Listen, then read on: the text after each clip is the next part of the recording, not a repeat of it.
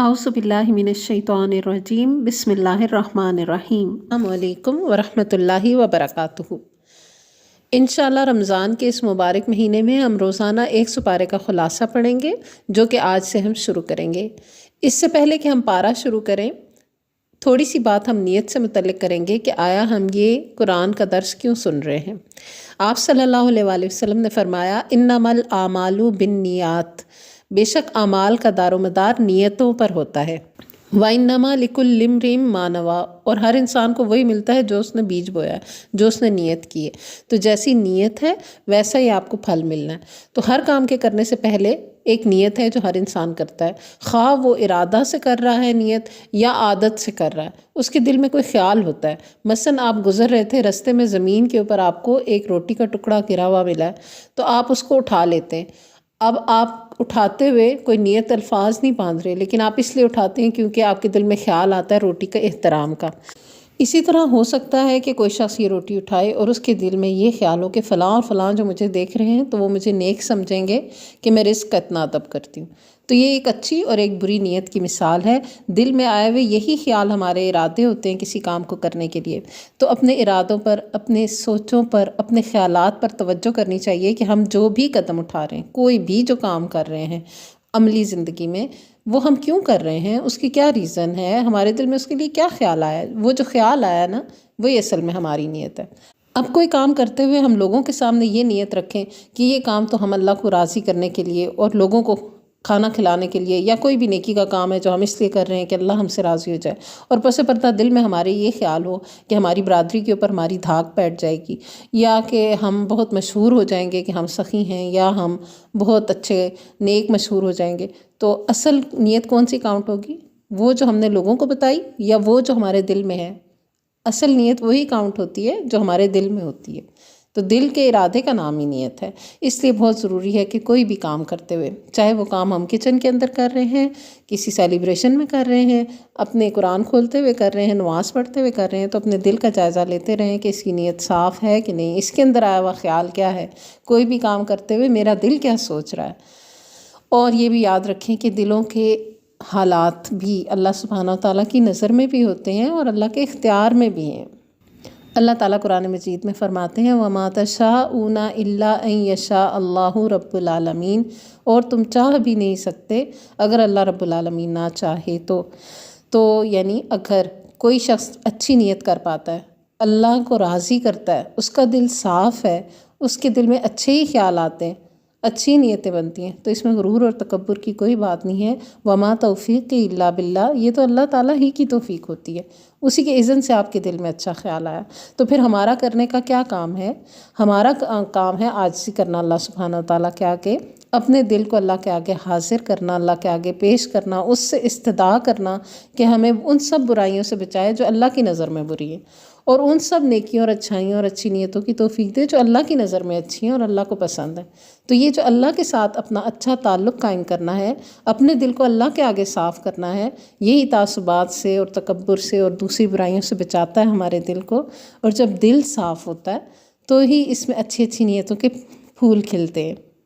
تو ایک بات ہم سمجھ لیتے ہیں کہ یہ جو دل کی زمین ہے نا، یہ یا تو بنجر ہوتی ہے یا بڑی زرخیز ہوتی ہے۔ تو اس کو زرخیز بنانے کے لیے اللہ سبحانہ تعالیٰ سے رابطہ کرنا بہت ضروری ہے، اللہ سے استدعا کرنا، اللہ سے اپنے دلوں کے حال درست کروانا، یہ ضروری ہے۔ تو پھر اس میں جو گاہے بگاہے خیالات آتے رہیں گے، انشاءاللہ اچھی نیتوں کے پھول کھلیں گے۔ تو اس میں خود بخود اچھی نیتیں جو ہیں وہ خود رو پودوں کی طرح کھلتی رہیں گی، پھلتی پھولتی رہیں گی، اگر ہم اللہ کے آگے سچے ہیں تو اس کے ساتھ ہمارا معاملہ درست ہے۔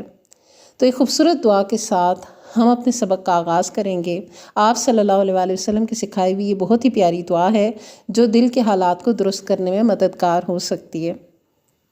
اللہم طہر قلبی من النفاق وعملی من الریا ولسانی من الکذب وعینی من الخیانہ فإنک تعلم خائنۃ الأعین وما تخفی الصدور۔ اے اللہ، میرے دل کو منافقت سے پاک کر دے اور میرے عمل کو ریاکاری یعنی دکھاوے سے پاک رکھ، اور میری زبان جھوٹ سے بچی رہے اور میری آنکھ خیانت سے بچ جائے۔ بے شک ہے اللہ تو آنکھوں کی خیانت اور دلوں میں چھپی چھپی باتیں بھی جانتا ہے۔ آمین۔ تو سبحان اللہ بہت پیاری دعا ہے، دل کو درست کرنے اور اس سے ریاکاری اور برائیوں سے بچنے کے لیے یہ دعا بھی ہم مانگ سکتے ہیں۔ تو اب ہم جو قرآن مجید کا روز ایک خلاصہ پارہ پڑھیں گے، ایک پارے کا خلاصہ ہوگا یہ انشاءاللہ۔ تو اس کے لیے ہماری نیت کیا ہے، اس کا بھی جائزہ لے لیں۔ ایک کام کو کرنے کے لیے ایک سے زیادہ نیتیں ہو سکتی ہیں۔ مثلاً اگر کوئی شخص قرآن کا ترجمہ سن رہا ہے، خلاصہ سن رہا ہے، یا قرآن پڑھا رہا ہے یا پڑھ رہا ہے، تو اس کی ایک واضح نیت تو یہ ہو سکتی ہے کہ اللہ مجھ سے راضی ہو جائے۔ دوسری اس کی نیت یہ ہو سکتی ہے کہ ہر حرف پر 10 نیکیاں ملیں گی، کیونکہ یہ حدیث سے ثابت ہے۔ آپ صلی اللہ علیہ وآلہ وسلم نے جو فرمایا مفہوم ہے کہ الف لام میم ایک حرف نہیں، بلکہ الف ایک حرف، لام ایک حرف، میم ایک حرف ہے۔ تو یہ 30 نیکیاں خالی الف لام میم پر ہو گئی۔ اور دیکھیں نا، آپ قیامت کے دن جو ہے وہ انسان ایک ایک نیکی کو ترسے گا، اپنے نامہ اعمال کو اس قابل بنانے کے لیے کہ وہ اس کے جنت میں داخلے کا سبب بن جائے۔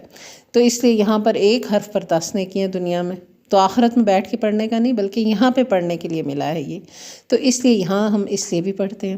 اس کے علاوہ اس سے رہنمائی حاصل کرنا جس مقصد کے لیے یہ آیا ہے، اور اسی لیے اس کا خلاصہ دیکھتے ہیں کہ ہم تراویح میں بھی پڑھیں گے انشاءاللہ، اور ہم اپنے روزانہ کا جتنا کسی کا معمول ہے اس میں، جس نے ایک قرآن مکمل کرنا ہے، 2 کا ٹارگٹ رکھا ہوا ہے، یا جو بھی لوگ اپنی عادت اور سہولت کے مطابق اختیار کیے ہوئے ہیں، تو اس میں خالی عربی ہی نہ پڑھتے رہے بلکہ اس کے معنی اور مفہوم کو جانیں اور اس کے مطابق اپنے عمل کو ہم درست کریں۔ ایک یاد دہانی کے طور پر ہم اس میں سے اپنے آپ کو گزاریں، پھر اپنے آپ کو پرکھیں کہ ہمارا کیا حال ہے، اور ہمارا ایمان اور ہمارا عمل ذرا کس حالت پر پہنچ چکا ہے، اس کو ہم کیسے درست کریں۔ تو یہ اس کے لیے، دل کی نرمی کے لیے، عمل کی درستگی کے لیے، اور پھر دنیا اور آخرت دونوں کی بھلائیوں، دونوں کی رحمتوں، دونوں کی برکتوں کو پانے کے لیے اس قرآن کو ہم کھولتے ہیں۔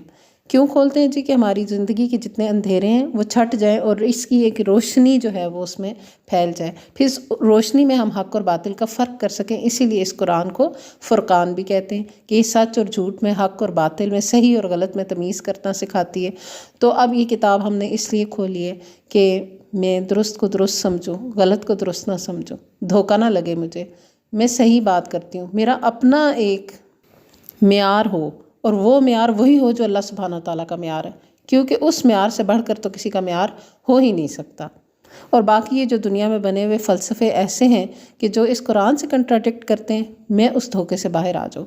تو ان ساری چیزوں کو ہم نیت کر سکتے ہیں، جو بھی اچھی بھلی نیتیں ہیں، تو اس قرآن کو ایک روشنی سمجھ کر ہم کھولتے ہیں انشاءاللہ۔ تو خلاصہ قرآن مجید بتانے کے لیے میں نے جس قرآن مجید کے ترجمے کو چنا ہے وہ ہے جی تفہیم القرآن، سید ابو الاعلیٰ مودودی کی تفہیم القرآن مشہور ہے۔ اسی کو ہم دیکھیں گے، اسی سے ہی ہم ترجمہ گو تھرو کریں گے انشاءاللہ۔ جتنا بھی ترجمہ ہوگا یا پھر کچھ چیزیں ہم قرآن و حدیث کی روشنی میں اوورآل ہم دیکھیں گے کہ پورے پارے کے اندر کیا کیا احکامات آئے ہیں اور اس میں ہمیں کیا عمل کرنا ہے۔ اعوذ باللہ من الشیطان الرجیم، بسم اللہ الرحمن الرحیم، الحمد للہ رب العالمین، الرحمن الرحیم، مالک یوم الدین، ایاک نعبد و ایاک نستعین، اہدنا الصراط المستقیم، صراط الذین انعمت علیہم غیر المغضوب علیہم ولا الضالین۔ شروع اللہ کے نام سے جو بڑا مہربان، بار بار رحم کرنے والا ہے۔ تعریف اللہ ہی کے لیے ہے جو تمام کائنات کا رب ہے، رحمان اور رحیم ہے، روز جزا کا مالک ہے۔ ہم تیری ہی عبادت کرتے ہیں اور تجھی سے مدد مانگتے ہیں۔ ہمیں سیدھا راستہ دکھا، ان لوگوں کا راستہ جن پر تو نے انعام فرمایا، جو معتوب نہیں ہوئے، جو بھٹکے ہوئے نہیں ہیں۔ تو یہ سورۃ الفاتحہ ہے۔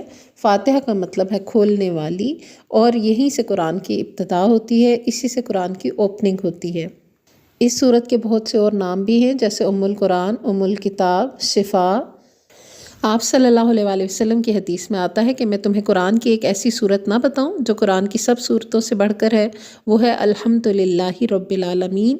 وہی سبع من المثانی، یعنی 7 دہرائی جانے والی آیتیں ہیں، اور قرآن عظیم ہے جو مجھے دیا گیا ہے۔ یہ بخاری کی حدیث ہے۔ اسی طرح سلسلۃ صحیحہ میں آتا ہے کہ آپ صلی اللہ علیہ وآلہ وسلم نے فرمایا، کیا میں تمہیں قرآن کے افضل حصے کے بارے میں نہ بتاؤں؟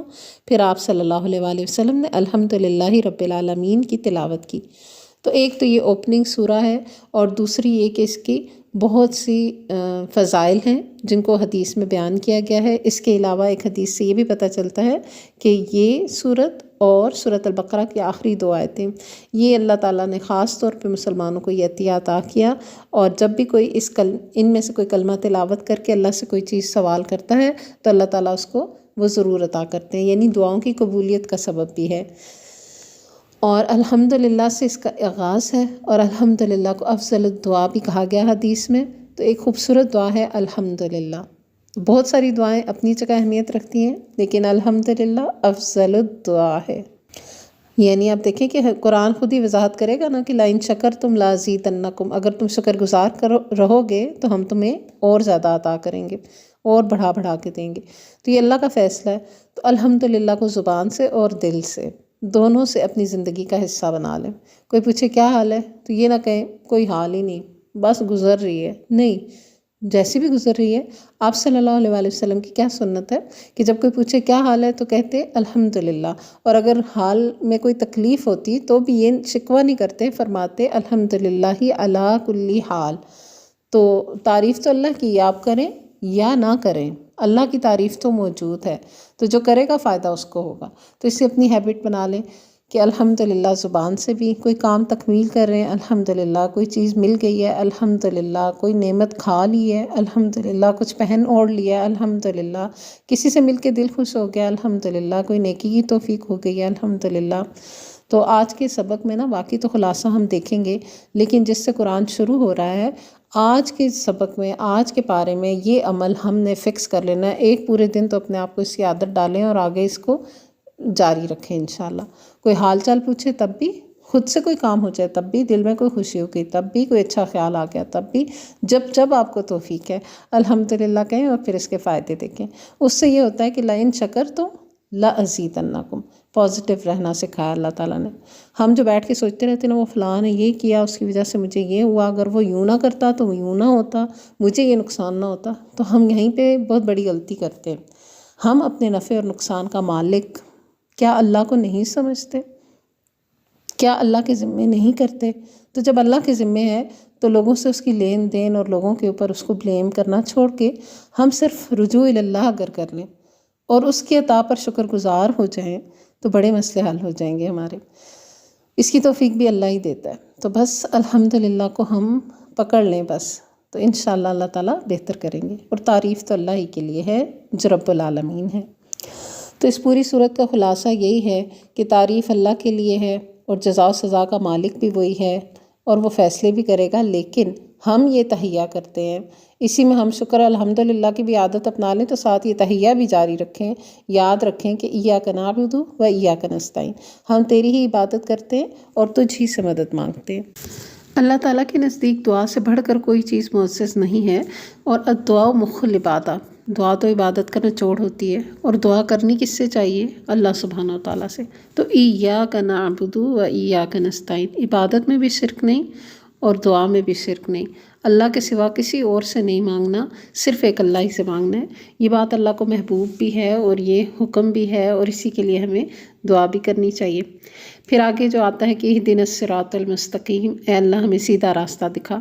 تو ہدایت کیا ہے؟ سیدھا راستہ دکھانا، سیدھے راستے پر چلانا، اور پھر اس راستے کی اچھی منزل پر بھی پہنچا دینا۔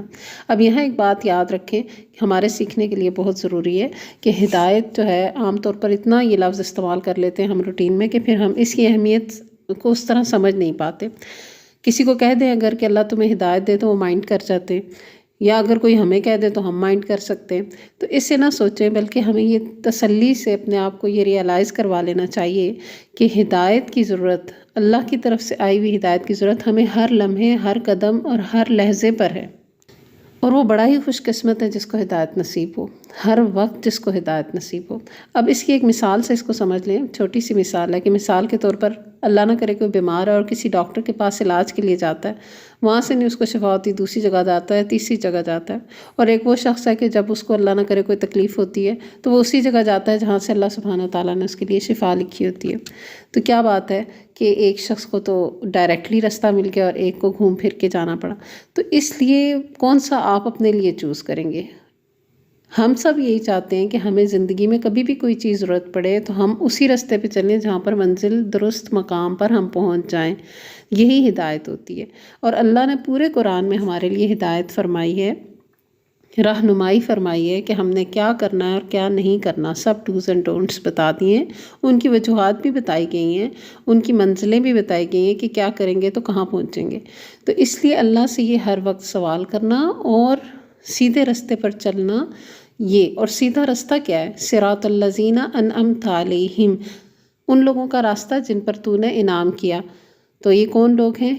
قرآن کی ایک آیت اس کی وضاحت کرتی ہے، من النبیین والصدیقین والشہداء والصالحین، یہ نبی ہیں، صدیقین میں سے ہیں، شہیدوں میں سے ہیں اور نیک لوگوں میں سے ہیں۔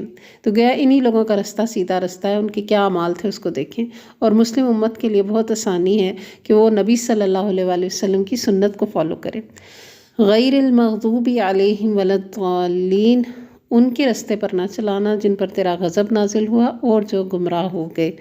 وہ جن کو پتہ ہے اور وہ اللہ کے راستے پر نہیں چلتے، ان سے اللہ ناراض ہوتا ہے، ان پر اللہ کا غضب آتا ہے۔ اور وہ جنہیں کچھ پتہ ہی کوئی نہیں ہے کہ کس راستے پر چلنا ہے، کب کیا کام کرنا ہے، انہیں صحیح اور غلط کا فرق نہیں پتہ، تو اللہ ہمیں دونوں میں سے نہ کرنا، ہمیں ان میں سے کرنا جن کو راہ ملی ہوئی ہے، جو سیدھے راستے پر ہیں، جو تیرے انعام یافتہ ہیں۔ تو یہ ہوگی ہماری سورۃ الفاتحہ، الحمدللہ۔ اب ہم سورۃ البقرہ دیکھتے ہیں، اور سورۃ البقرہ بہت ہی فضیلت والی سورت ہے، قرآن مجید کی سب سے بڑی سورت سورۃ البقرہ ہے۔ اس کے لیے ایک حدیث میں آتا ہے کہ ہر چیز کی ایک کوہان ہوتی ہے، اور سورۃ البقرہ قرآن کی کوہان ہے، یعنی اس کی چوٹی ہے۔ اور فضائل بقرہ، سورۃ البقرہ میں یہ بھی آتا ہے کہ جس گھر میں سورۃ البقرہ پڑھی جاتی ہے شیطان وہاں سے نکل جاتا ہے۔ اور 2 جگمگانے والی صورتیں پڑھا کرو، یعنی آل عمران اور سورۃ البقرہ۔ اور آپ صلی اللہ علیہ وآلہ وسلم نے اس کے بارے میں یہ بھی فرمایا کہ اس کا حاصل کرنا برکت، اس کا چھوڑ دینا حسرت ہے، اور باطل قوتیں اس کا مقابلہ نہیں کر سکتی۔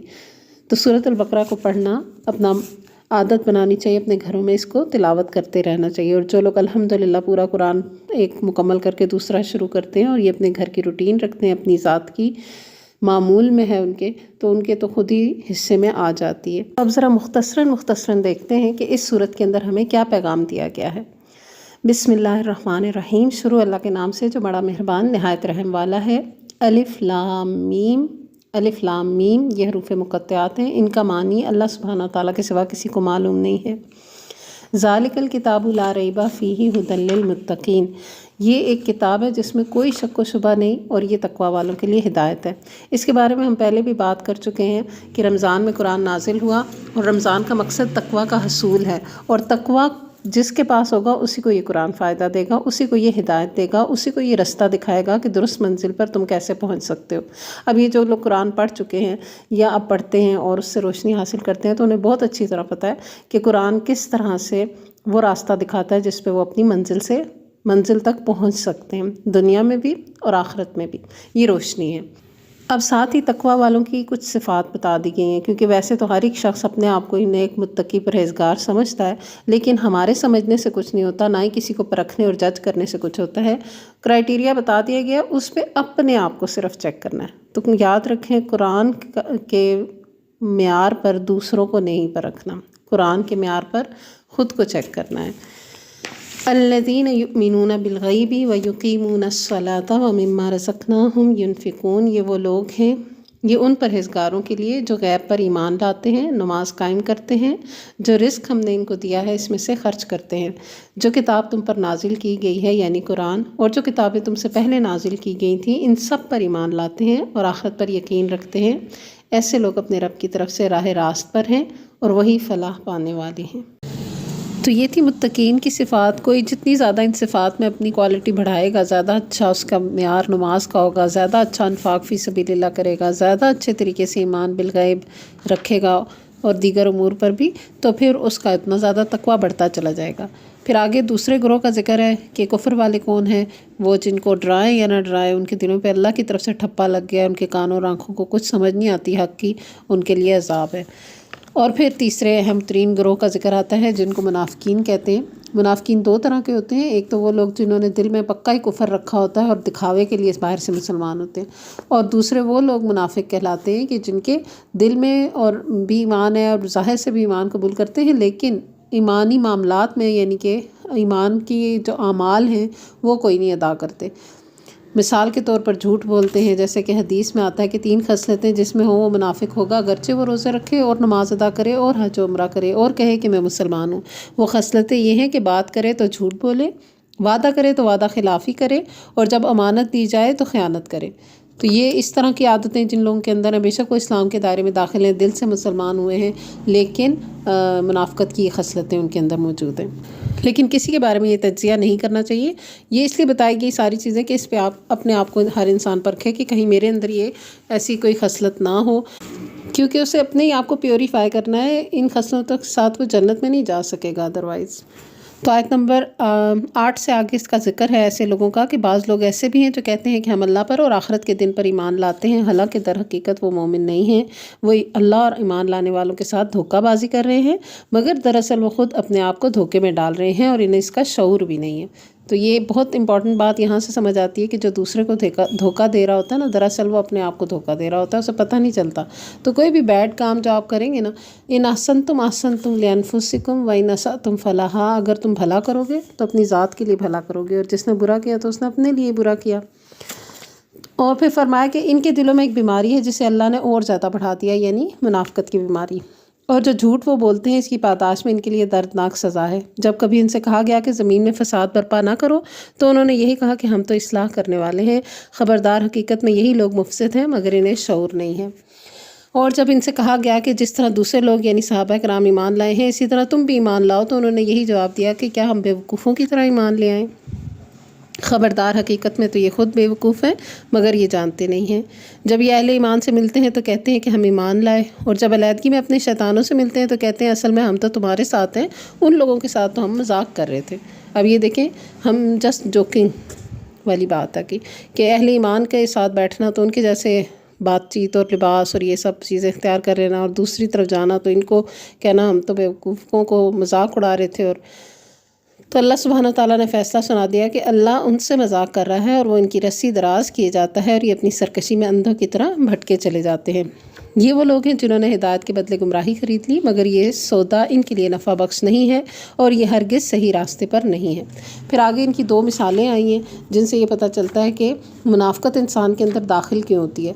ایک وجہ تو یہ ہے کہ یا ماحول ہی اس کا ایسا ہے کہ جس میں حق پہنچا ہی نہیں ہے نا، حق ہے ہی نہیں، وہ خود بھی اندھیرے میں اور اس کا ماحول بھی اندھیرے میں، خود بھی کفر میں اور اس کے ارد گرد بھی کفار والا ہی ماحول ہے۔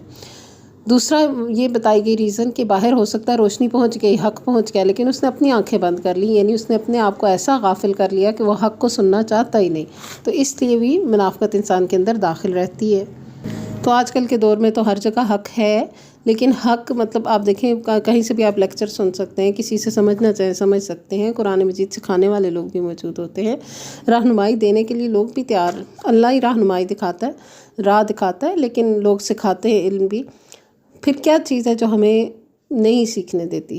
نرسری سے لے کر ابھی جس ایج پہ بھی سب لوگ پہنچے ہوئے ہیں، جو بھی سن رہا وہ کتنی کتابیں پڑھ چکے ہیں، اگر ان کو پائل اپ کریں تو رسالے، کہانیاں، اخباریں، سلیبس کی کتابیں، یہ سب چیزیں جو کچھ پڑھ چکے ہیں، تو یہ تو پتہ نہیں کتنی منزلوں تک تو آپ کی کتابیں جمع ہو جائیں اگر ایک کے اوپر ایک رکھ کے جمع کریں تو ان سب کے ساتھ اگر اس کو قرآن کا مقابلہ کیا جائے تو یہ اتنی چھوٹی سی کتاب یہ کیوں نہیں پڑھ سکے پھر؟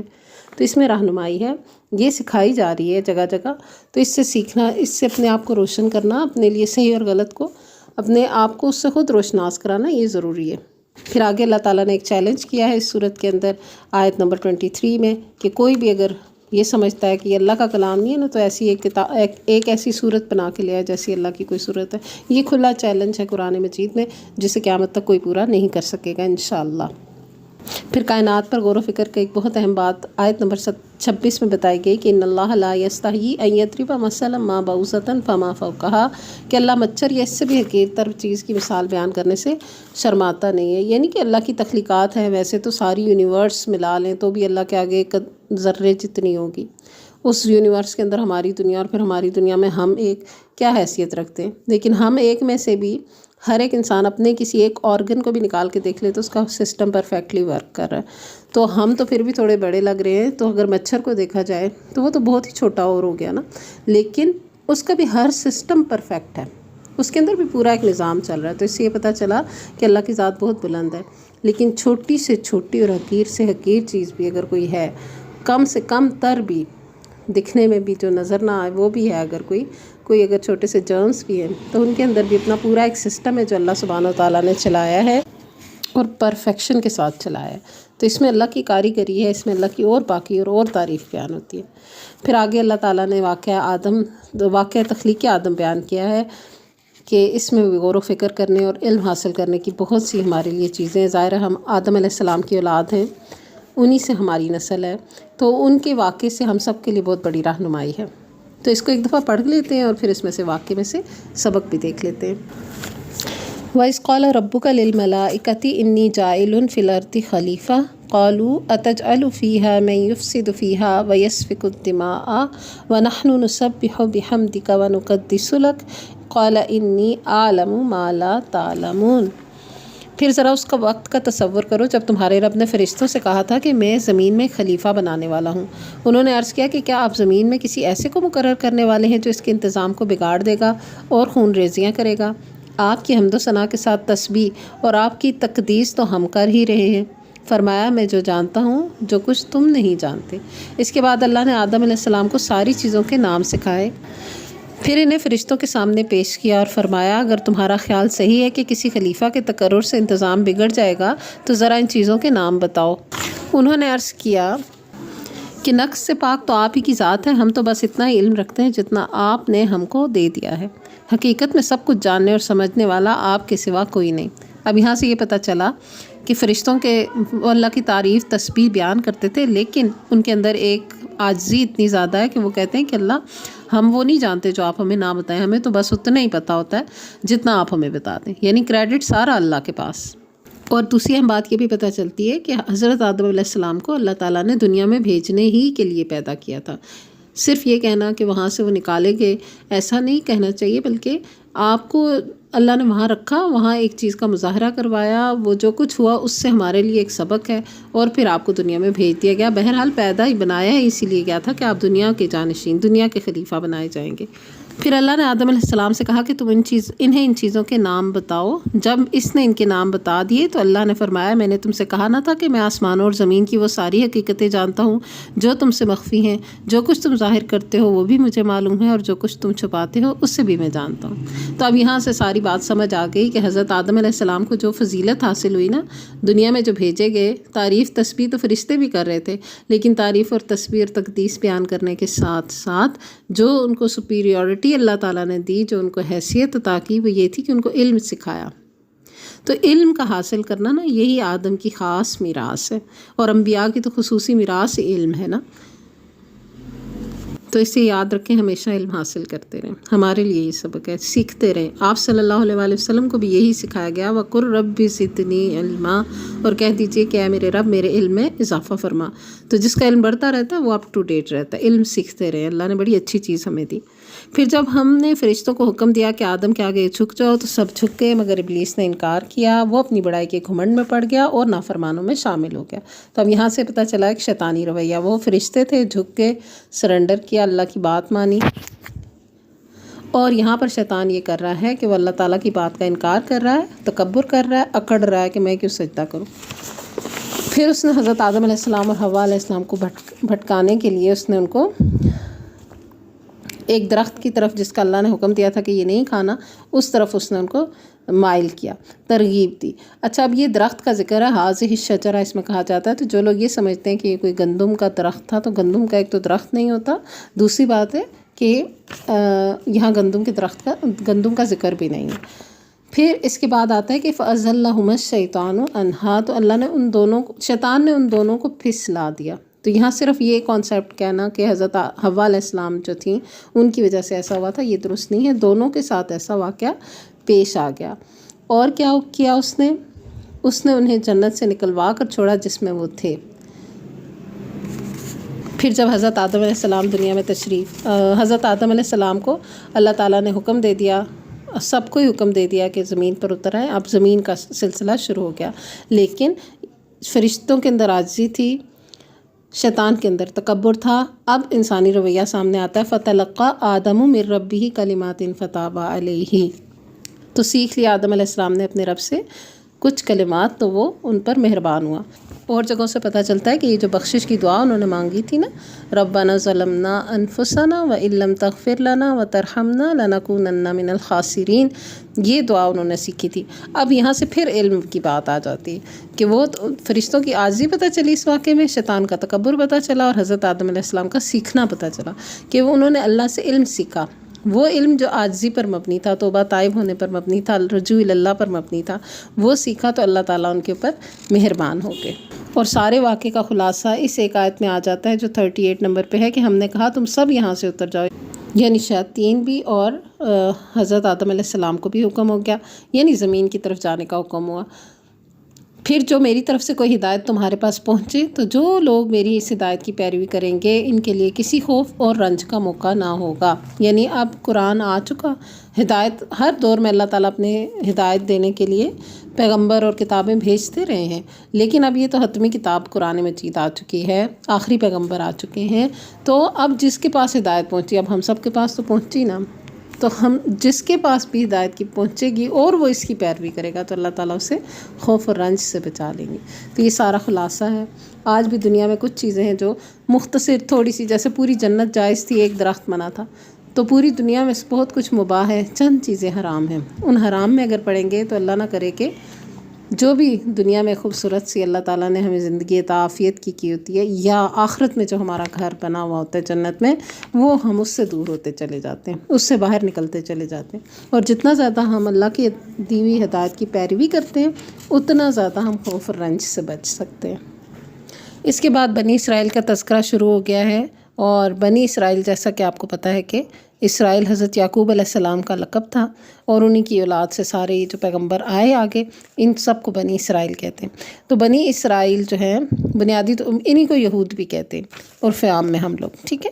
تو یہود و نصارہ تھے، لیکن بعد میں جب یہود اور نصارہ الگ الگ ڈیفائن ہو جاتے ہیں تو ہمیں سمجھ آتا ہے کہ یہودی الگ ہیں، عیسائی الگ ہیں، لیکن یہ سارے ایک ہی حضرت یعقوب علیہ السلام کی اولاد سے آئی یہ ساری نسل۔ اب یہاں سے آنورڈ بہت ساری آیتوں میں انہی کا ذکر آئے گا، جس سے کہنا یہ مقصود ہے کہ عیسائیوں اور مشرکوں کے اندر جو عادتیں بری تھیں نا، وہ اللہ تعالیٰ نے جو ان کو احکامات دیے تھے اور انہوں نے نہیں مانے تھے، امت محمد صلی اللہ علیہ وآلہ وسلم کو ویسا نہیں کرنا۔ انہیں جو حکم آیا اللہ کی طرف سے اسی کو اختیار کرنا ہے۔ کیونکہ دیکھیں انہوں نے نہیں اللہ کی بات مانی، وہ اپنے آپ کو اللہ کے لاڈلے سمجھتے تھے، لیکن پھر بھی وہ نبوت پھر ان سے نبوت کا لیڈرشپ کا کام ان سے لے لیا گیا۔ تو سب سے پہلی چیز، یا بنی اسرائیل اذکروا نعمتی التی انعمت علیکم واوفوا بعہدی اوفی بعہدکم وایایا فارہبون، آیت 40۔ وہی بات کہ سورۃ الفاتحہ سے ہم شروع ہوئے تھے، الحمدللہ رب العالمین، شکر گزاری۔ تو یہاں پر بھی بنی اسرائیل کا جو تذکرہ سب سے پہلے آیا، اس میں یہی بتایا گیا کہ اے بنی اسرائیل، اللہ کی اس نعمت کا شکر ادا کرو جو اس نے تم پر کی۔ وہ کون سی نعمت تھی؟ ہدایت کی نعمت، سب سے بڑی نعمت ہدایت کی نعمت، سب سے بڑی روشنی یہ ہدایت ہے کہ انسان کو پتہ ہو کہ اللہ تعالیٰ کے نے اس کا راہ کون سا متعین کیا ہے، فائدہ ہی اسی میں ہوتا ہے، یہ ہمارے اپنے فائدے کی چیز ہے۔ اور میرے وعدے کو پورا کرو، میں تمہارے وعدے کو پورا کروں گا، اور مجھ ہی سے ڈرو۔ اب مختصراً ہم دیکھتے ہیں کہ ان کو کیا کیا حکم ملے تھے۔ جیسے ایک تو یہ شکر گزاری کا حکم تھا کہ اللہ کی عطا کردہ نعمت، جیسے ہم اپنے لیے دیکھ سکتے ہیں کہ ہم قرآن کے ملنے پر شکر گزار ہیں، اس کی رہنمائی ہم نے وصول کی ہے، اس سے ہدایت پائی ہے ہم نے کچھ، اور شکر ادا کرتے ہیں اس پر، یا ہم تنگ ہی ہوتے رہتے ہیں کہ ہائے ہم مسلمان ہیں، ہمیں کیوں پردہ کرنا پڑتا ہے، ہمیں کیوں نماز پڑھنی پڑتی ہے۔ پھر ان کو حکم یہ بھی ہوا تھا کہ پہلے کافر تم نہ بن جانا، یعنی سب سے پہلے انکاری تم ہی نہ بن جانا۔ تو ہم اپنے آپ کا بھی جائزہ لیں کہ اسلام کو سب سے پہلے نعوذ باللہ اس کو چھوڑ دینے والے یا اس کے اگینسٹ چلنے والے کہیں ہم ہی تو نہیں ہوتے۔ اور حق اور باطل کو مرج کر کے نہ بتانا، حق اور باطل خلط ملط کر کے نہ بتانا کہ نہ ایک کی سمجھ آئے اور نہ دوسرے کی سمجھ آئے۔ اب دیکھیں بہت سی بدعات ایسی بنی ہوئی ہیں کہ جو ثواب کے نام پہ ہم امور سر انجام دے رہے ہیں، اور اس کے اوپر اتنے پکے ٹھکے ہم ہو جاتے ہیں، اس میں تھوڑا سا حق اور باقی باطل ملا کے ہم کوئی بدعت تخلیق کر لیتے ہیں۔ تو یہ درست طریقہ نہیں ہے، اللہ تعالیٰ نے منع کیا ہوا ہے۔ اور نماز کا حکم ہے، زکوٰۃ کا حکم ہے، اس کی ادائیگی، اور لوگوں کو ایسی بات نیکی کی بات کرنا جب کہ اس کے اوپر خود بھی عمل کرنا۔ اس کا مطلب یہ نہیں ہے کہ خود عمل بھی نہ کرنا اور دوسرے کو بھی کہنا ہی کچھ نہ، مطلب یہ کہ دوسرے کو نیکی کی بات کہنا اور خود بھی عمل کرنا، کیونکہ بنی اسرائیل ایسا نہیں کرتے تھے، وہ دوسروں کو تو شاید کہہ دیتے تھے، خود کرتے نہیں تھے۔ اور بہت خوبصورت بیچ میں آیت وَاسْتَعِینُوا بِالصَّبْرِ وَالصَّلَاةِ وَإِنَّهَا لَكَبِیرَةٌ إِلَّا عَلَى الْخَاشِعِینَ، صبر اور نماز کے ذریعے اللہ کی مدد طلب کرو، بے شک یہ نماز بھاری ہے سوائے ان کے جو خشیت والے، یعنی جن کے دل دبے ہوئے اللہ کے آگے ڈرے ہوئے نا، ان کے اوپر نماز نہیں بھاری، باقیوں کے اوپر نماز اور صبر بھاری ہے۔ پھر فرعون اور موسیٰ علیہ السلام کا واقعہ آتا ہے جو کہ بنی اسرائیل کی واقعات کی ایک کڑی ہے، اور اس میں بھی سیکھنے کی بہت سی چیزیں ہیں کہ کس طرح اللہ تعالیٰ نے فرعون کے جبر اور ظلم سے موسیٰ علیہ السلام اور بنی اسرائیل کو بچایا تھا۔ موسیٰ علیہ السلام بنی اسرائیل کو نجات دلانے کا سبب بن گئے تھے اللہ کے حکم سے، سمندر پار کر کے آگے چلے گئے، فرعون غرق ہو گیا، موسیٰ علیہ السلام کی قوم بنی اسرائیل یہ دیکھ رہی تھی، اتنا بڑا واقعہ کہ آپ دیکھیں کہ ایک بندے کے ساتھ ایسا ہوتا کوئی دیکھ لے تو ساری زندگی نہ بھولے، تو وہاں پورا فرعون کا لشکر جو ہے وہ بیچ سمندر کے غرق ہو گیا، اور بنی اسرائیل دیکھ رہے تھے، اللہ تعالیٰ کہتے ہیں وَأَنْتُمْ تَنْظُرُونَ، اور بھی واقعات، لیکن انہوں نے پھر بھی اللہ کی نافرمانی کر دی۔ اتنا بڑا واقعہ دیکھ کے کہ نافرمان کا کیا حال ہوا ہے، پھر اپنی ہٹ پہ چڑھ کے پھر یہ شرک کے بھی مرتکب ہوئے، اللہ تعالیٰ نے اس پہ بھی ان کی توبہ قبول کی اور ان کو معاف کیا، اور ان کو ڈراوے بھی دیے گئے، لیکن پھر ان کو دنیا کے کاموں سے اللہ تعالیٰ نے سہولت عطا کی تھی، ان کے لیے کھانے کے لیے من و سلوہ آسمان سے اتر رہا تھا کہ یہ صرف لوگوں کو دین کا کام کریں، ہدایت کی رہنمائی ان کو دیں، لیکن انہوں نے کیا کیا کہ انہوں نے کہا نہیں ہمیں تو ککڑی ساگ پیاز چاہیے، ہم تو کوکنگ کریں گے، تو بس وہ اللہ تعالیٰ اس بات پر ان کو دیا، ان کو کہا کہ اتر جاؤ پھر جا کے کھاؤ پیو یہی لو، لیکن اس پہ ناراضگی کا اظہار ہو گیا اور فرمایا گیا کہ وَضُرِبَتْ عَلَيْهِمُ الذِّلَّةُ وَالْمَسْكَنَةُ وَبَاءُوا بِغَضَبٍ مِّنَ اللَّهِ ذَلِكَ بِأَنَّهُمْ كَانُوا يَكْفُرُونَ بِآيَاتِ اللَّهِ وَيَقْتُلُونَ النَّبِيِّينَ بِغَيْرِ الْحَقِّ ذَلِكَ بِمَا عَصَوْا وَكَانُوا يَعْتَدُونَ، یعنی آخر کار نوبت یہاں تک آ پہنچی کہ ذلت اور خواری اور پستی اور بدحالی ان پر مسلط ہو گئی، اور وہ اللہ کے غضب میں گھر گئے۔ یہ نتیجہ تھا اس کا کہ وہ ایک اللہ کی آیات سے کفر کرنے لگے اور پیغمبروں کو ناحق قتل کرنے لگے۔ یہ نتیجہ تھا ان کی نافرمانیوں کا اور اس بات کا کہ وہ حدود شرع سے نکل جاتے تھے، بس انہیں موقع نہیں لگتا تھا، اور شریعت سے باہر موقع نہیں لگتا تھا، شریعت سے باہر مجبوری میں شریعت کے دائرے کے اندر۔ اب دیکھیں کہ ہمارے ہاں بھی یہ کتنا زیادہ ہوتا ہے نا کہ جب اللہ نہ کرے کہ کوئی پریشانی ہو تو دیندار، اور اگر اس سے باہر نکل آئے تو پھر دنیا دار، تو یہ نہیں کرنا چاہیے، ایک اسٹیبل ہو جانا چاہیے، ایک ایج ہے، ایک موقع ہے، اس میں سیکھ کے اس کو آگے بڑھا کر اور ترقی دین میں کرنی چاہیے۔ پتہ نہیں کیوں ہم یہ سمجھتے ہیں کہ دین ایک مشکل چیز ہے جو اس کا لبادہ ہم تھوڑی دیر کے لیے اوڑھتے ہیں پھر اٹھا کے پھینک دیتے ہیں، یہ درست طریقہ نہیں ہے، سیکھنا چاہیے، عقل مندی اسی میں ہے۔ اچھا، اس میں یہ بھی سمجھ لیں کہ ایسا نہیں ہے کہ امت مسلمہ کو بھی کچھ کھانا پکانے کی وجہ سے اللہ نہ کرے کہ اللہ ناراض ہوتے ہیں، ہمارے ہاں تو کھانا کھلانا ہی افضل جو ہے اعمال میں سے آ گیا۔ آپ صلی اللہ علیہ وآلہ وسلم نے فرمایا کہ تطعم الطعام وتقرأ السلام علی من عرفت ومن لم تعرف، کس نے پوچھا افضل اسلام کیا ہے تو آپ نے فرمایا بھوکے کو کھانا کھلانا اور ہر جانے انجانے کو سلام کرنا۔ پھر بھی اس میں یہ مطلب نہیں ہے کہ بس کھانا ہی پکاتے رہنا اور سارے دین کے کام میں نماز بھی چھوڑ دو، روزے بھی چھوڑ دو، زکوٰۃ بھی نہ ادا کرو، دوسرے کا حق بھی مار لو اور بس کھانا پکائی جاؤ، یہ بھی غلط طریقہ ہے، کیونکہ آج کل بس یہ بھی بہت ہو گیا ہے کہ ریسیپیز اور ایک دوسرے کے اوپر دھاگ بٹھانا کہ ہمیں کیا کیا آتا ہے، یہ درست طریقہ نہیں ہے، بس تھوڑے سے اچھے طریقے سے جو بھی کام ہو۔ پھر اصحاب سبت کا ذکر ہے، انہوں نے اللہ تعالیٰ کے ساتھ ہیلا سازی کی، اللہ نے جو حکم دیا تھا اسے گھما پھرا کے اللہ کے سامنے انہوں نے شو کیا جی کہ ہم تو ادا کر رہے ہیں، لیکن اصل میں وہ بے ایمانی کر رہے تھے، تو اللہ سے کسی کی امانت داری یا بے ایمانی چھپی ہوئی تو کسی صورت نہیں ہو سکتی۔ پھر اللہ تعالیٰ نے بھی ان کو زندہ بھی رکھا، لیکن اللہ نے ان کو بندر بنا دیا، تو وہ تھے تو انسان لیکن وہ بندروں کی شکل میں آگے تھے، جیسے انہوں نے ہیلا سازی کی تھی ایسا ان کا انجام ہوا۔ اسے اللہ کے احکامات میں ہیلے کرنے سے بچنا چاہیے، اللہ معاف کرے۔ پھر آگے بنی اسرائیل کا تذکرہ یہ آتا ہے کہ ان کو گائے ذبح کرنے کا حکم دیا، اور انہوں نے اتنا میم میں سوالات پر سوالات نکالے کہ کیسی ہو، کس رنگ کی ہو، بڑی ہو، چھوٹی ہو، ان کا کیونکہ کرنے کا کوئی ارادہ نہیں تھا۔ تو سوالوں پہ سوال وہ لوگ کرتے ہیں، ایک وہ سوالات ہوتے ہیں نا جس سے آپ سیکھتے ہیں اور عمل کرتے ہیں، اور ایک وہ اس قسم کے سوال ہوتے ہیں حجت بازی پر مبنی، جس کا رزلٹ یہ چاہتے ہیں کہ ہم اگلا تنگ آ کے کہ تم رہنے دو۔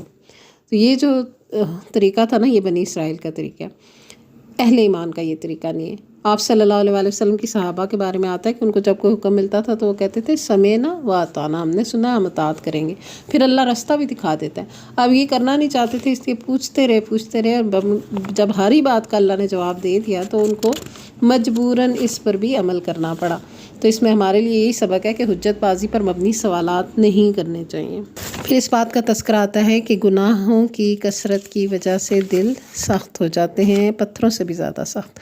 تو پتھروں کی تو کسی جگہ تعریف ہے کہ وہ اللہ کے حکم سے دب بھی جاتے ہیں، پھٹ بھی جاتے ہیں، جھک بھی جاتے ہیں، لیکن نافرمان کا جو دل ہے، جو پتھر سے بھی زیادہ سخت ہو جائے نا، وہ ان پتھروں سے بھی گیا گزرا ہے۔ پھر اس سے آگے جو ہے بنی اسرائیل کے ایک خاص عہد کا ذکر کیا گیا آیت نمبر 83 کے اندر، کہ اللہ تعالیٰ نے ان سے وعدہ لیا تھا کہ اللہ کے سوا کسی کی عبادت نہیں کرنا، والدین کے ساتھ حسن سلوک کرنا، رشتہ دار، یتیم، مسکین کے ساتھ احسان کا معاملہ کرنا، اور سب لوگوں سے اچھی بات کرنا، قولوا للناس حسنا، اور نماز قائم کرنا، زکوٰۃ ادا کرنا۔ تو یہ سارے وہ احکامات ہیں جو ہمارے لیے بھی ہیں۔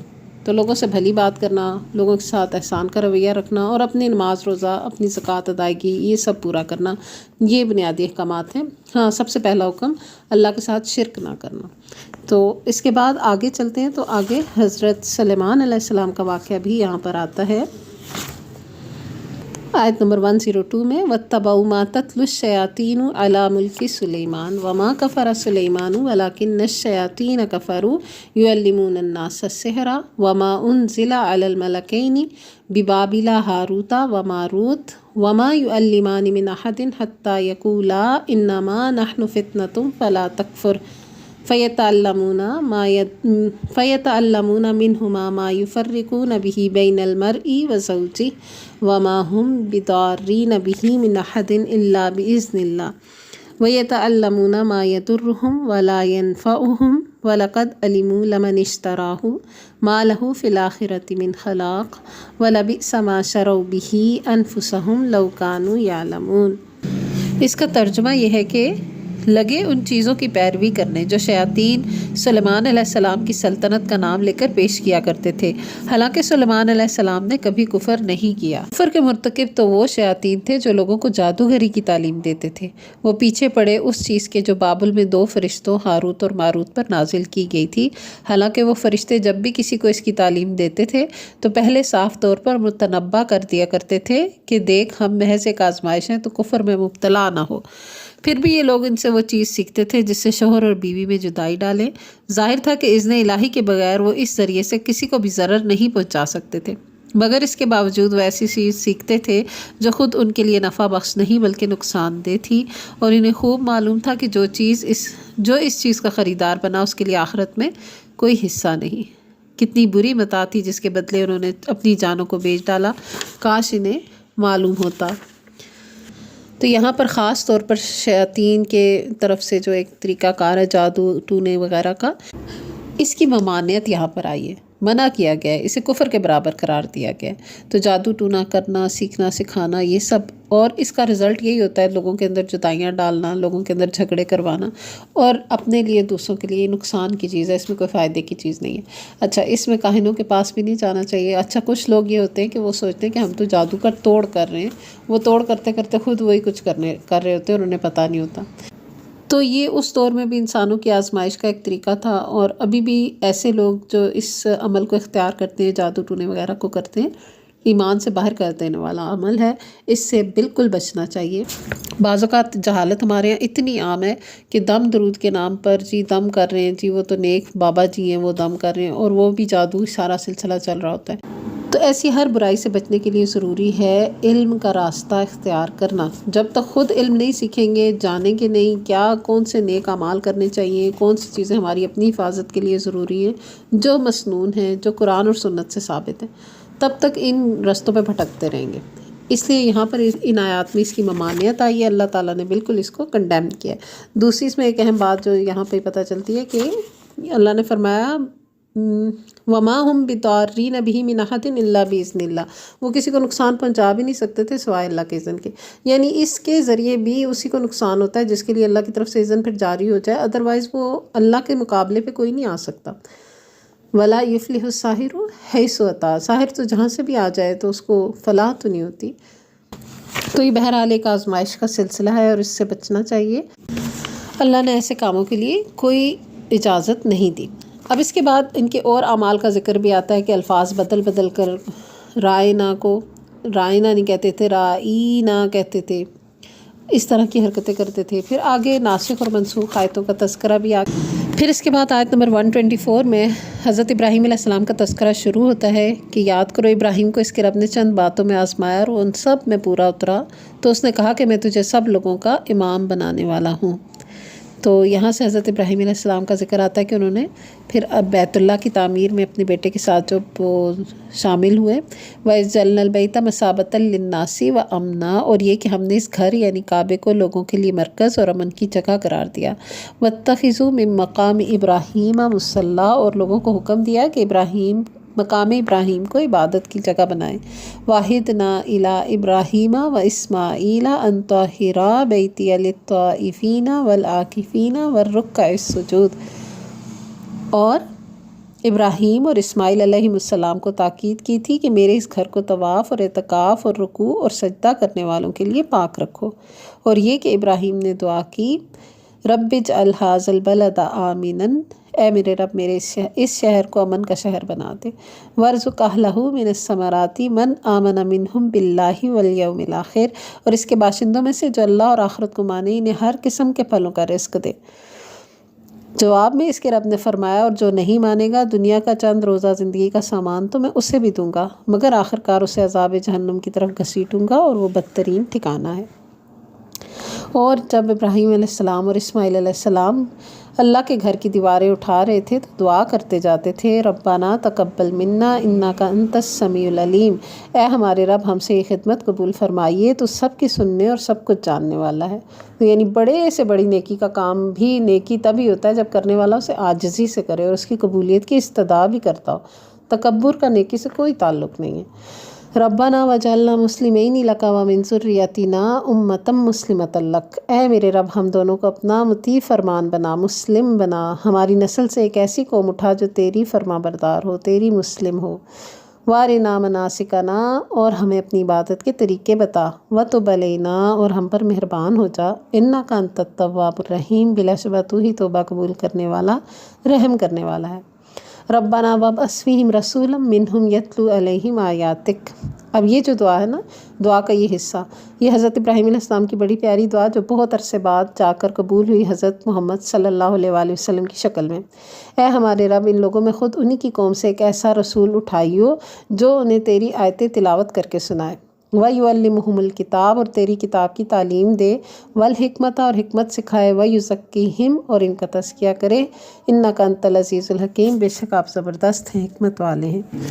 تو یہاں پر آپ صلی اللہ علیہ وآلہ وسلم کی بعثت کے جو اہم نکات ہیں وہ بھی سامنے آتے ہیں۔ مانگے حضرت ابراہیم علیہ السلام نے دعا میں یہی تھے، اور اصل میں بھی یہی اللہ۔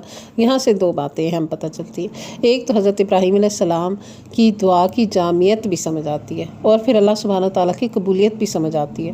مانگنے والے نے مانگا بھی تو شاندار مانگا، اور دینے والے نے عطا کیا تو سارا ہی عطا کیا۔ کہ آپ صلی اللہ علیہ وآلہ وسلم جب مبعوث ہوئے تو انہی مکہ والوں میں سے تھے، اور آپ اللہ کی آیتیں تلاوت کر کے بھی سناتے تھے، کتاب کی تعلیم بھی دیتے تھے، آپ نے حکمت یعنی سنت سکھائی، اور یزکیہم، ان کا تزکیہ کیا، ان سے گندگیاں دور کیں، ان کو اچھی عادتوں اچھے اخلاق اپنانے کی ان کو ترغیب دی۔ پھر آخر میں یہ اعلانیہ بھی جاری کر دیا گیا کہ یہ سب نیک لوگ جو گزرے ہیں نا، وہ جو گزر گئے وہ ایک قوم تھے اور تم ایک قوم ہو، ان کے لیے ان کے عمل تھے، تمہارے لیے تمہارے عمل۔ تو ہر انسان کو اپنے اعمال کے ساتھ اللہ کے حضور پیش ہونا ہے، وہ سب گزر چکے، اگلے سب کو خود اپنے لیے سوچنا چاہیے۔ پھر اللہ کے رنگ کا ذکر ہے، صبغۃ اللہ ومن احسن من اللہ صبغہ، کہ اللہ سے اچھا رنگ کسی کا نہیں ہے، اسی کا رنگ اختیار کرنا چاہیے۔ آخری آیت میں پھر فرما دیا، تلک امۃ قد خلت لہا ما کسبت ولکم ما کسبتم ولا تسألون عما کانوا یعملون۔ وہ کچھ لوگ تھے جو گزر چکے، ان کی کمائی ان کے لیے تھی اور تمہاری کمائی تمہارے لیے، تم سے ان کے اعمال کے متعلق سوال نہیں ہوگا۔ تو دوسروں کے متعلق سوچتے رہنے کے بجائے اپنے عمل سنوارنے چاہیے۔ اتنی بزی ہو جاتی ہے لائف کہ اگر آپ اپنے آپ کو سنوارنے لگیں، اپنے اچھائی کرنے کے کام میں لگ جائیں، برائیوں سے بچنے لگ جائیں، تو دوسرے کے لیے سوچنے، دوسرے کی اچھائیوں اور برائیوں کو سوچنے کا ٹائم نہیں بچے گا۔ تو first think about your own self. وآخر دعوانا ان الحمد للہ رب العالمین۔ اللہ تعالیٰ اس میں سے ہمیں سیکھنے کی، سمجھنے کی اور اچھے عمل کرنے کی بخیر و عافیت توفیق عطا فرمائے۔ جزاک اللہ خیر۔ سبحانک اللہم و بحمدک، نشہد ان لا الہ الا انت، نستغفرک و نتوب الیک۔ السلام علیکم ورحمۃ اللہ وبرکاتہ۔ انشاءاللہ نیکسٹ سپارہ اگلے دن۔